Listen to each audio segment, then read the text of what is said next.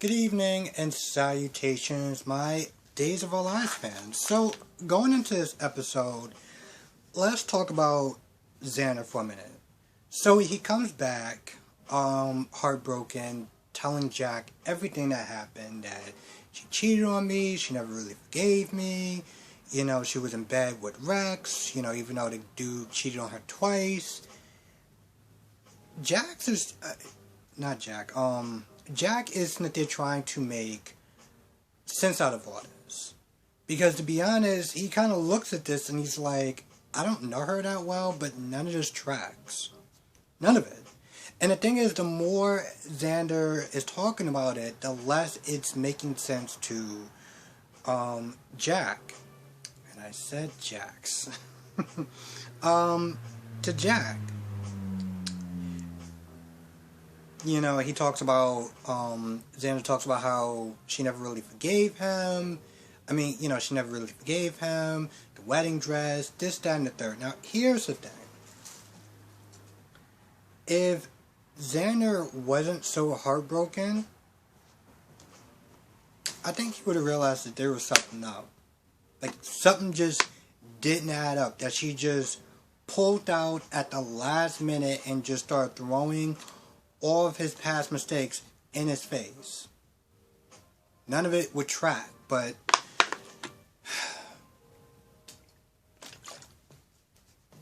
you can't really see it right now.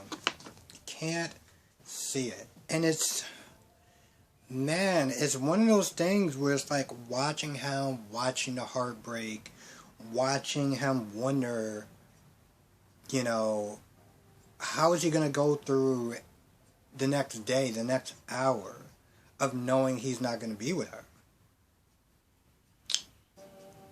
The thing that really kind of caught me was that you actually have to be in love to understand that. You have to really be in love with someone to the point where they feel connected to you. You feel connected to them. You feel when you wake up, you know that they're in your life. It doesn't matter where they are, you know that they're in your life.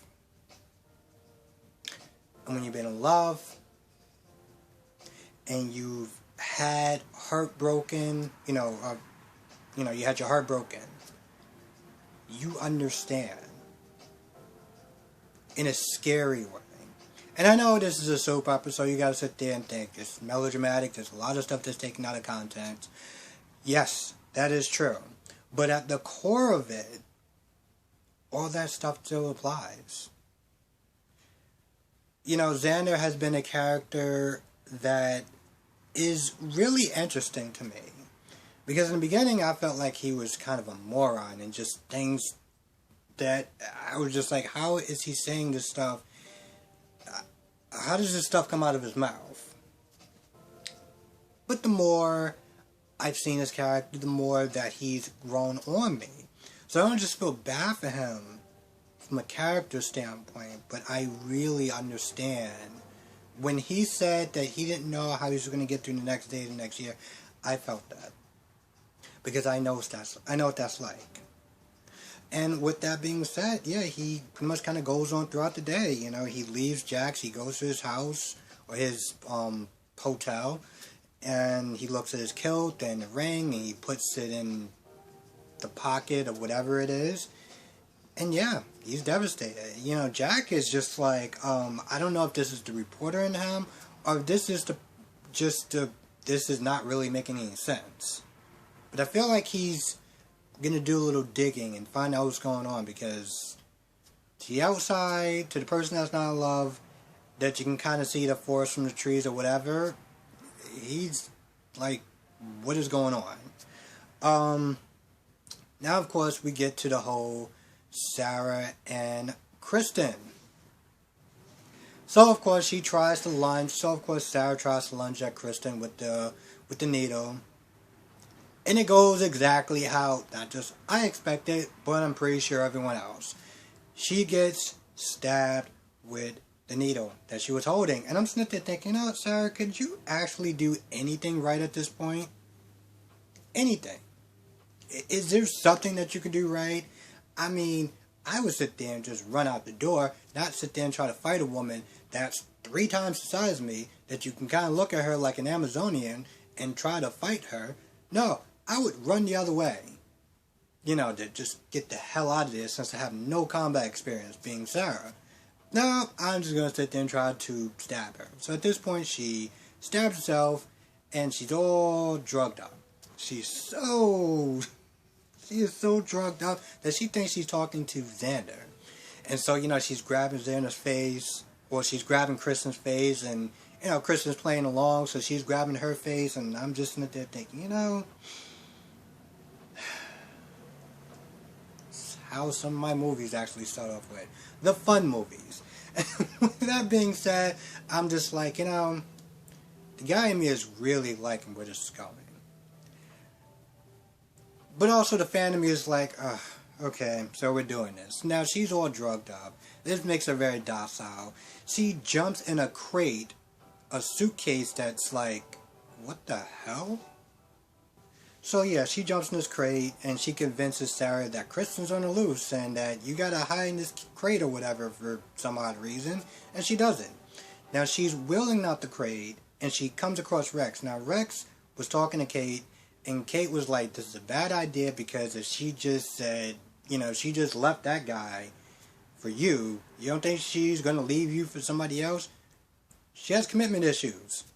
Rex is like, nah, it's cool, I got this. He talks to Kate or whatever, and he talks to Roman, and then, he decides to leave. He packs up some stuff, and he heads out. And he sees Sarah, and he's about to sit there and help her out. Well, he sees Kristen Sarah, he's about to help her out, but Kristen Sarah is like, nope, I got this. And she says she's sorry. Then she's like, well, I gotta be by myself, and don't come looking for me. So she walks off, and she smiles, and I'm just like, I don't know with Kristen sometimes. Kristen was very worried when she knew that Sarah stabbed herself. She was like, oh, it's not just the fact that she was worried, like, I got a dead body on my hand, but she generally did feel bad for her, like, and she was holding her and stuff like that, and I felt like she generally felt sorry, She's trying to do something, and Sarah just got in the way. But with that being said, she does genuinely feel sorry for what she's doing with Sarah. But then she walks off after leaving Rex, and she starts smiling, and I'm like, what the hell is going on? Now, again, I just gotta remind people, in case anyone forgot, if anyone's new, the actress that's playing Sarah is leaving. I think the 29th, somebody told me, but she's leaving at the end of this month, or sometime. So, let's not get too attached to this character or this actress. I personally vote for a recast, but that's just my feelings. So now Rex is, well, apparently he has a lot more time to spend with his mother and his dad, so, that's cool. I do not feel bad for him, whatsoever, after hearing the story of how he cheated on Sarah twice. Like, even if I'm not Sarah's biggest fan, the fact that you cheated on this woman that you claim to love, like, not just once, twice. Okay. So Rafe calls in Allie to try to get her to, tell him what happened. And, he's like, so, we found the gun. And, your grandmother's gun. And the last time somebody took your grandmother's gun was you. So, you want to start talking? At this point, Sammy, a.k.a. the Hurricane, literally swoosh on in and stops the interview. Tell Allie to get out of Dodge, get out of this room, and then she starts going off on him. Talking about, oh, you're being a beat cop, this, that, and the third, and you're trying to interrogate her, and yada, yada, yada, and blah, blah, blah. Rafe was like, listen, do you understand why I did what I did? Do you understand the fact that I asked her all these questions without counsel, so that way anything that I say could be, can be thrown out? You understand I was actually sitting there compromising myself so I could sit there and help Allie? And then she realized that, and she says she's sorry. Now, this is one of those times where usually I go off on Sammy, and it's just like, okay, you're acting like a Karen. But in this particular instant, her instinct was to be a mother and to protect Allie. And so she didn't see everything that was going on, so she genuinely did apologize. But at this point, Rafe is like, listen, it's public record, that she remembered who did the RAP, blah, blah, blah, blah, blah to her. Not saying it for reasons because it's YouTube, but basically telling her that she has a lot of motive and the jury will look into that. So with that being said, Sammy confesses, because she knows that, listen, it's most likely they're going to sit there and try to throw Allie in jail, even if she didn't commit it, even if she didn't commit the crime. Well, it's not a crime, it's actually, I don't know what you want to call it, euthanizing him, or, just taking out a really terrible, disgusting person, but, yeah, she will go down for it. And so with that being said, she decides to confess. Now when Allie comes home, I wonder what Allie's real name is. Like, I know it's like Sammy's short for Samantha, but what is Allie's, actual name? I gotta actually look that up. But the point is, she talks to Lucas, and Lucas is like, what happened? I want you to tell me everything. So she does. She talks about how she goes to the apartment to talk to Charlie with a gun and threatens to shoot him. But she doesn't have it in her. Even knowing that he actually did it to her. She doesn't have it in it. She doesn't have it in her. Now, the thing that was kind of crazy was that Sammy was not there saying that, Allie wouldn't have shot Tripp. Allie, the only reason why Tripp wasn't shot by Allie was because Ava came in there. Okay? So this whole, she doesn't have an in her, I'm not completely buying that, but whatever. But with that being said, yeah, she doesn't shoot Charlie. She doesn't shoot Charlie, but in this weird way, she gives Charlie a gun. And I'm just like, listen, I congratulate you on not doing something that most people would not lose sleep over. Why the hell did you give him the gun, though?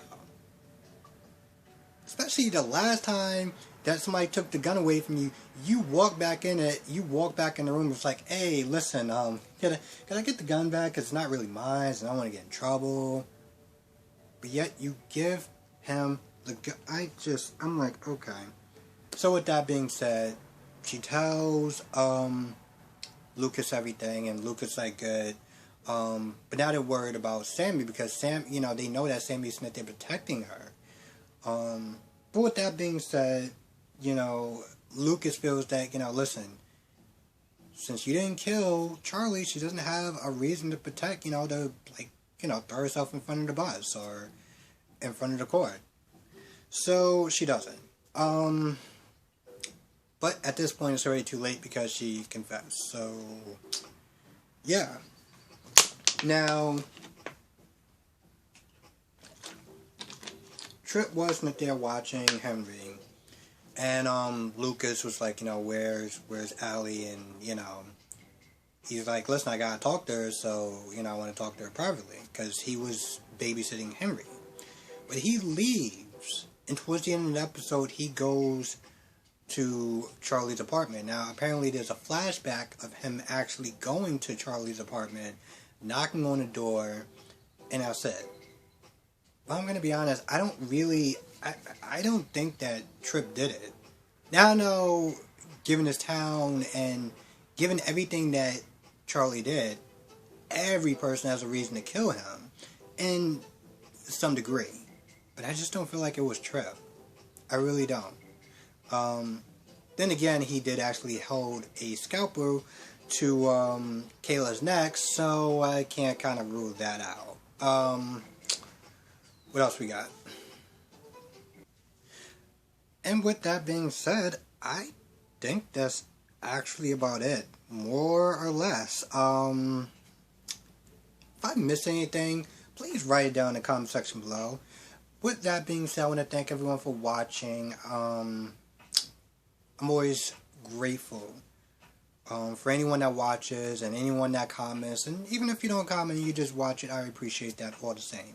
So with that being said, I'm gonna go. Thank you so much for watching. Be safe, and again, if I miss anything, please write it down in the comment section below. Be safe. I will catch you in the next video.